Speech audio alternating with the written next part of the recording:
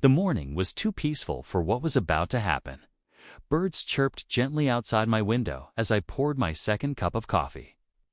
Sunlight danced across the living room floor of the old cabin, bouncing off the faded family photos we hadn't finished unpacking yet.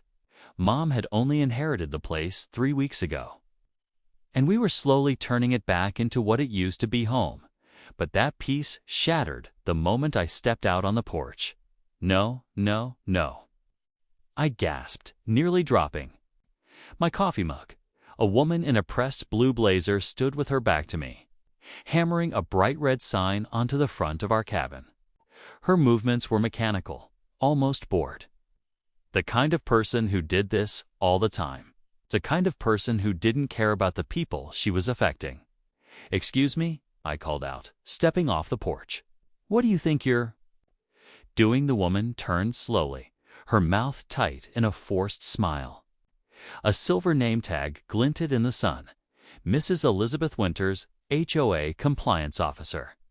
"This property is in violation of Pine Harbor Springs HOA Regulation No. 8, she said, as if reading from a script. "The roofing materials are outdated. The cabin color does not match the approved palette. There's an unregistered boat in plain view, and the wildflowers, those are considered unmaintained landscaping." I looked at the little blue rowboat Grandpa had painted for me when I was 10, at the wildflowers along the edge of the yard, Mom's favorites. None of this made sense. "There must be some mistake," I said, trying to sound calm. "This cabin has been here for over 60 years. It was built before there was ever an HOA." Mrs. Winter's smile didn't fade, but it chilled. "Rules are rules. When your mother accepted the property through transfer, it became subject to our current standards." She handed me a binder so thick it made my arms ache. "You have 14 days to comply.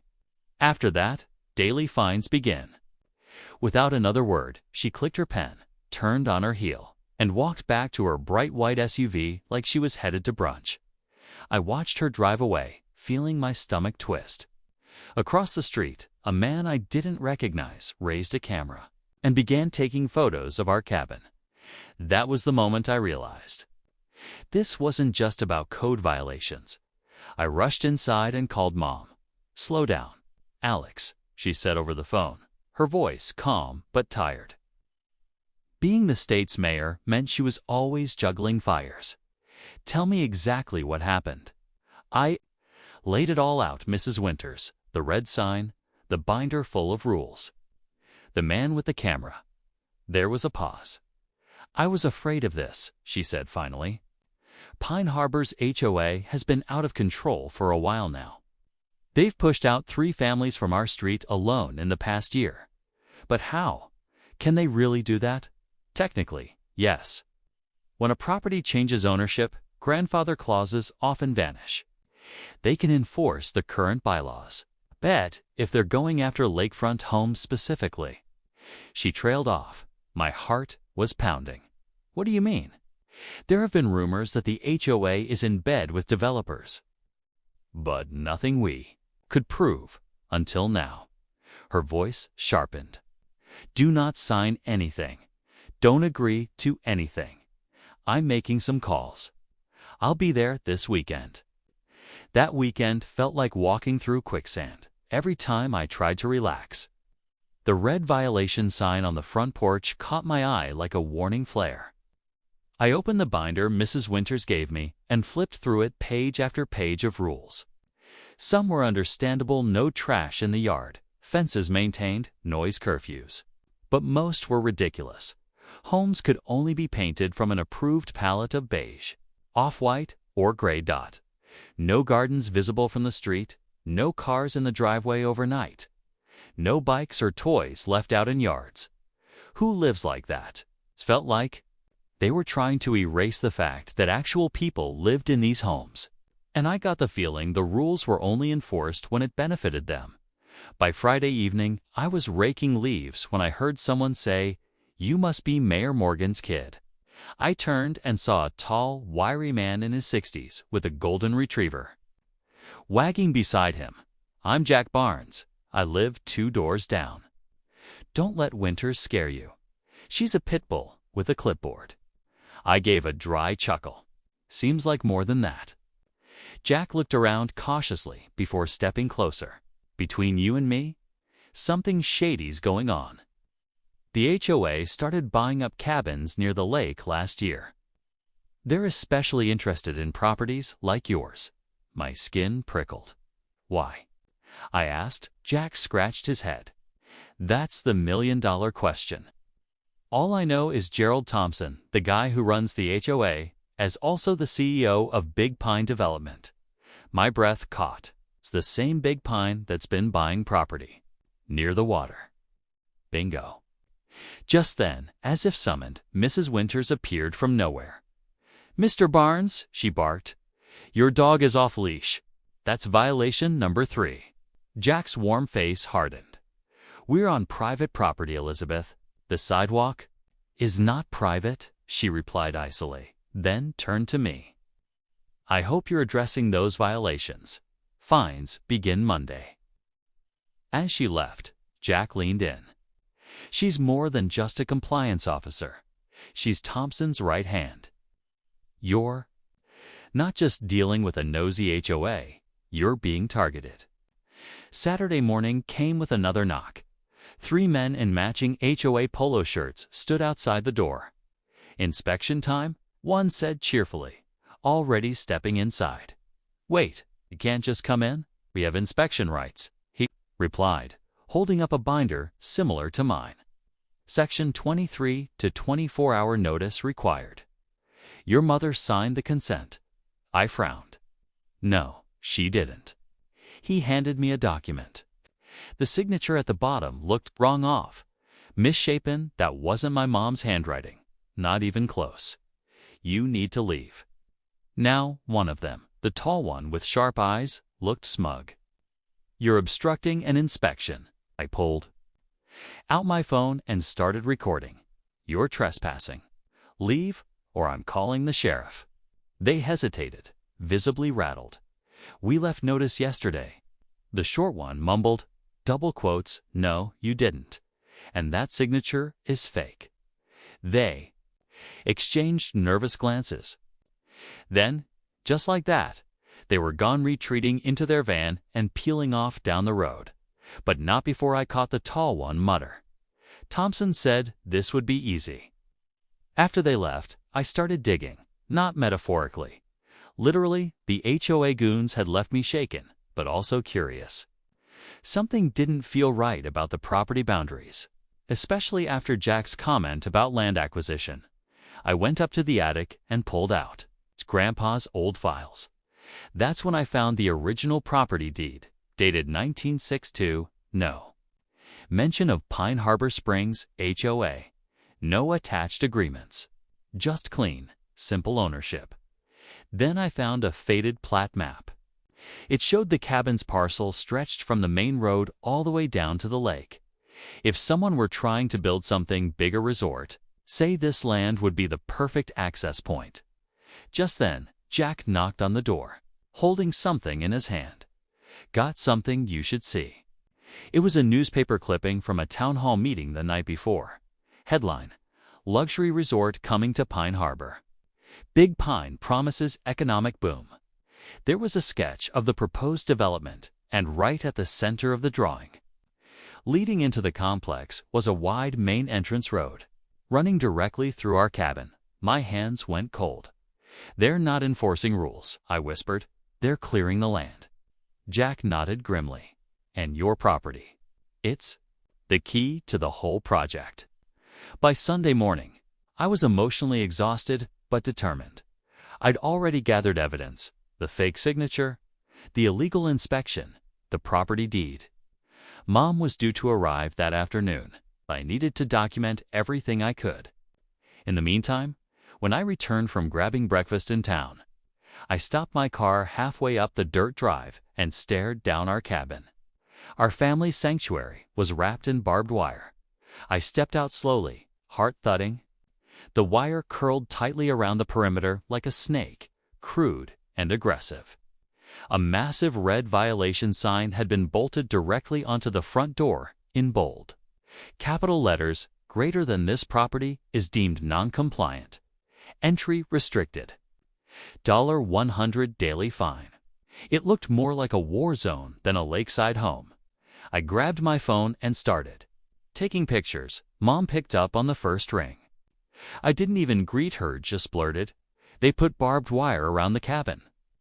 There was a pause, then her voice cracked with fury. "Barbed wire? That's not just illegal, it's hostile. I'm 20 minutes out. Keep documenting everything. I'm calling our attorney now." I was circling the perimeter when a familiar pickup pulled up beside me. "Miguel." I called out. He stepped out of the truck, blinking in disbelief.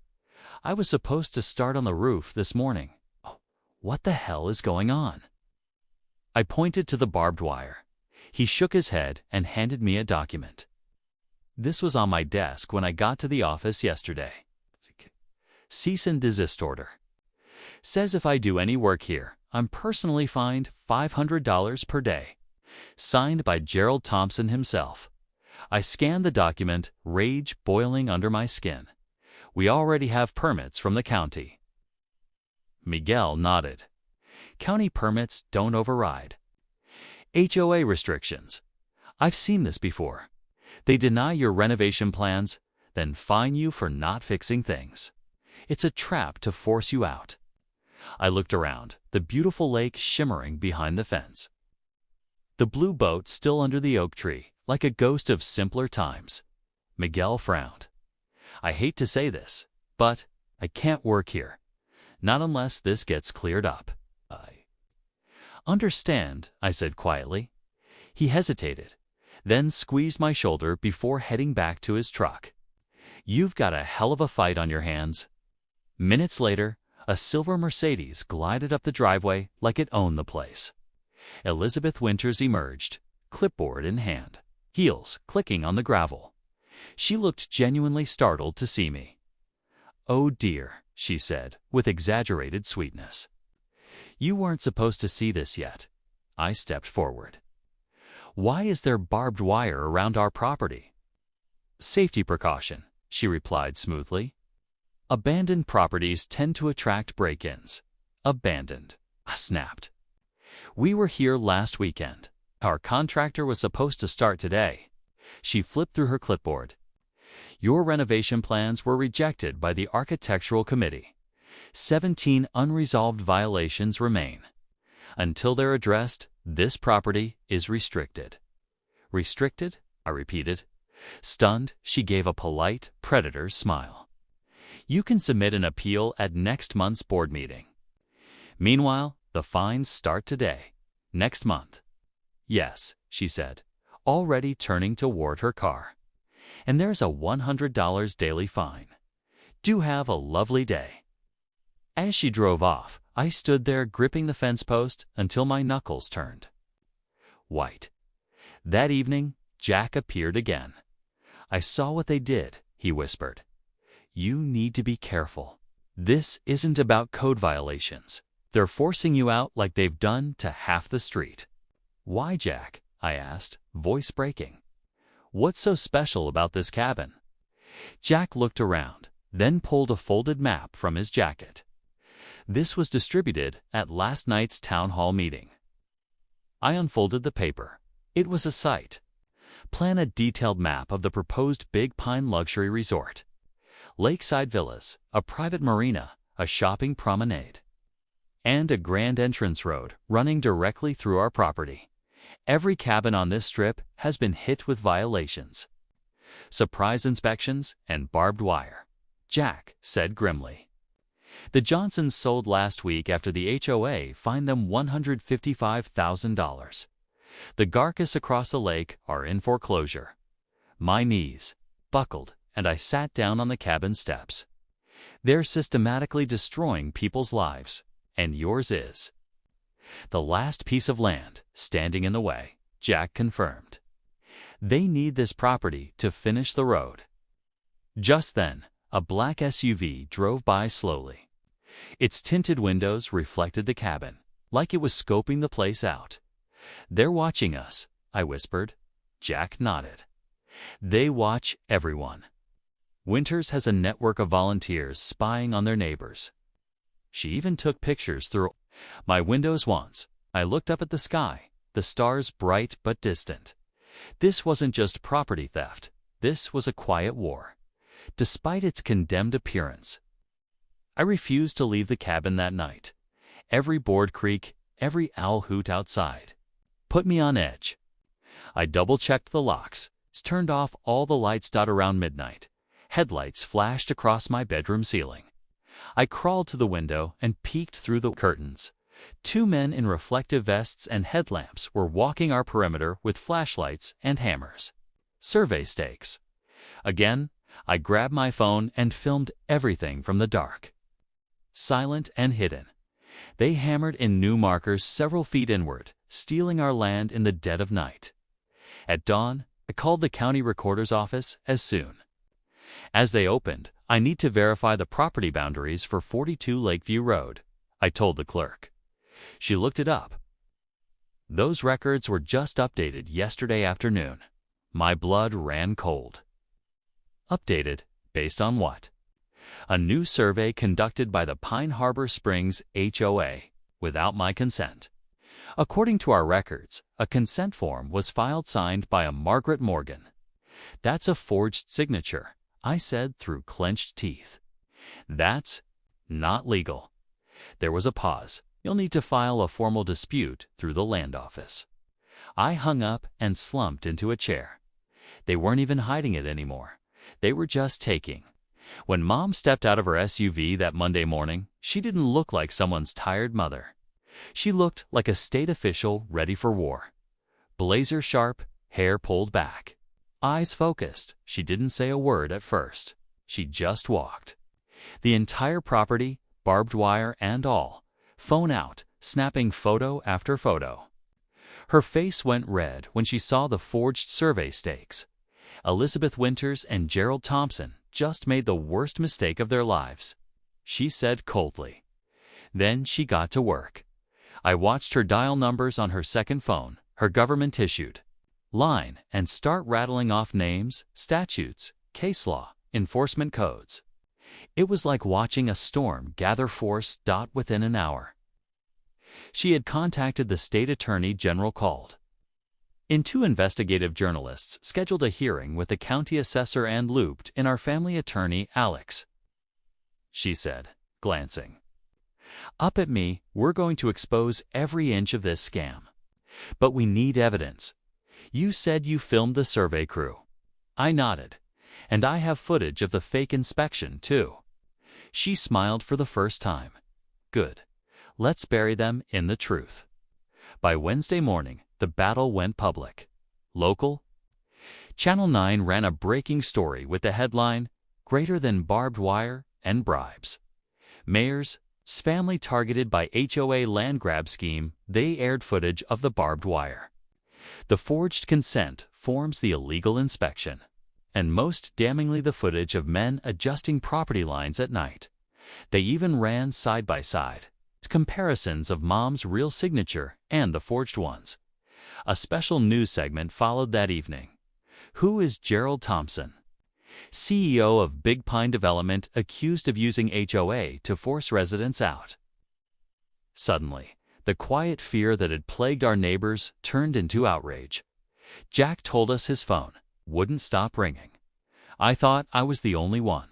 People kept saying, victims came forward, over a dozen families, all forced to sell under threats, manipulated fines, and fraudulent inspections.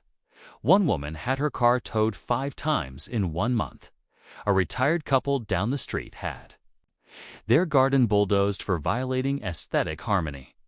Mom took each testimony and added it to the case file she was building like a prosecutor. She held a press conference in front of our barb-draped cabin. Reporters swarmed as she addressed the camera. "This is not a zoning issue. This is criminal racketeering disguised as neighborhood enforcement, and it ends today." Thursday morning brought a flurry of legal action. The state attorney general's office issued a temporary restraining order against the Pine Harbor Springs. HOA. All active fines were frozen. All planned evictions were halted. Then came the big one. A cease and desist order against Big Pine Development, halting all construction, planning, and transactions tied to HOA and forest acquisitions. A forensic audit of HOA finances revealed that 78% of fines from the past 18 months were levied against lakefront properties. Several properties were acquired by LLCs secretly owned by Gerald Thompson. Money from those acquisitions was being funneled back into his resort compound. The final blow came when a whistleblower inside the HOA came forward. A former board member who had been pushed out when she questioned the legality of the boundary changes. She provided internal emails and meeting notes that showed the targeting of specific properties, the use of fake inspections, coordination with survey companies to redraw maps before the county clerk was notified. Winters and Thompson had even discussed the timing of barbed wire installations to create fear. With all that, the case was undeniable. Friday morning, while Mom and I were out meeting with investigators, black government SUVs arrived at Gerald Thompson's mansion. He was arrested on charges of forgery, fraudulent misrepresentation, conspiracy to commit real estate fraud, harassment, and violation of state land use laws. Elizabeth Winters wasn't far behind, as she was led out in handcuffs. Still clutching her clipboard, I felt an emotion I hadn't expected: pity. No relief. She had tormented families, ruined lives, and manipulated fear as a weapon. She had turned our family legacy into a war zone. Now she'd face the consequences later that day. The HOA board was formally dissolved by court order. All their powers revoked. Their bylaws declared invalid under the weight of the fraud. A community vote was scheduled to decide the future of neighborhood governance.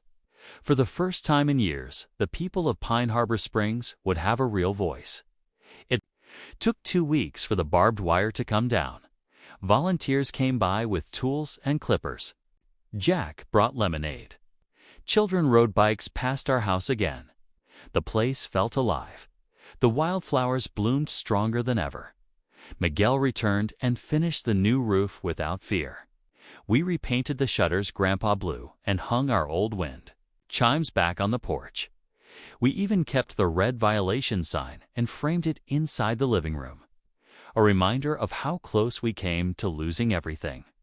One afternoon, Mom and I stood on the dock, looking out at the lake. "I didn't think I'd ever want to live here again," she said quietly. "Do you now?" She smiled. "I do." A neighbor down the shore lit a bonfire. Another was playing a guitar. The sound of community returned like waves lapping the shore. Gentle, powerful, undeniable. We had fought back and we'd won. 6 months later, Pine Harbor Springs made the news again. But this time for something beautiful.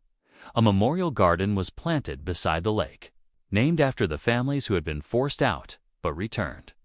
And at the center of it, a wooden sign read, "This land belongs to those who fight for it." The cabin is more than just a home now. It's a symbol of resilience, of justice, of what happens when you refuse to back down.